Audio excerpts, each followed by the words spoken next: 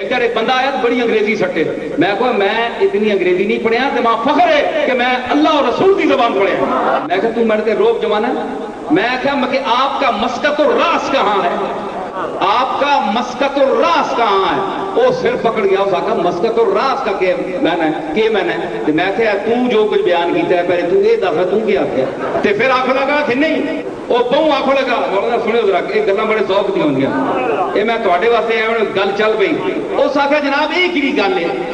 پھر انگریزی میں کہا چل کہ تو فکرہ آکھ تو میرے پیچھے ہے فکرہ آکھ انگریزی کا میں کہا تو قرآن دی آیت پڑھ تے میں تیرے پیچھے پڑھنا ایک پٹھی کی زبان دا کی یہ بولی بھی پٹھی جاندی ہے لکھی بھی پٹھی جاندی ہے تے آنکھوں لگا کیوں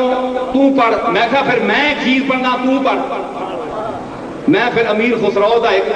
قطع پڑھا جڑا انہاں تھتھیاں واسطے جڑی لکنت زبان جنہ دی ہوندی نا انہاں واسطے اس بندے وہ بھی بڑا جینیس تے نابغہ روزگار بندہ سی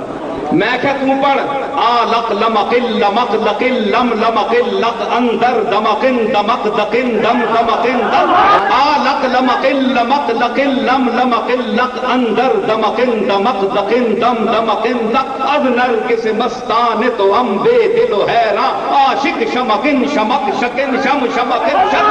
میں کہا پڑھ بچو پڑھ اور انگریزی پڑھ بس چپ کر گیا اکھے جی یہ تو بڑا مشکل ہے میں کہا تو مزہ آیا کہ نہیں ریتم دا خسرو دا پتہ لگی کہ نہیں خسرو کون ہے